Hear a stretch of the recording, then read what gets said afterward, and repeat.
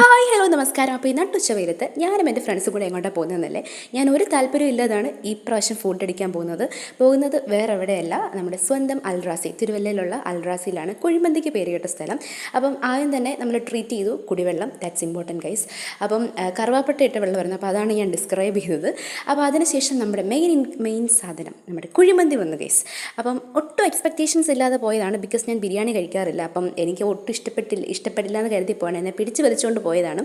പക്ഷേ എൻ്റെ എക്സ്പെക്റ്റേഷൻസ് എല്ലാം തെറ്റിച്ചുകൊണ്ട് വളരെ ടേസ്റ്റി ആയിരുന്നു. എനിക്ക് ഒത്തിരി ഇഷ്ടപ്പെടില്ല എന്ന് കരുതി, പക്ഷേ എനിക്ക് ഒത്തിരി ഇഷ്ടപ്പെട്ടു. പിന്നെ അതിനുശേഷം നമ്മളൊരു ലൈം ജ്യൂസും കുടിച്ചിട്ടുണ്ടായിരുന്നു കേട്ടോ.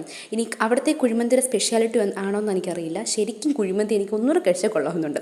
അപ്പോൾ അതിനുശേഷം ഞങ്ങൾ തിരിച്ച് നേരെ ബസ് സ്റ്റോപ്പിലേക്ക് നടക്കുകയാണ്. നടരാജനായിരുന്നു, ചുമ്മാ നടക്കാമെന്ന് കരുതി.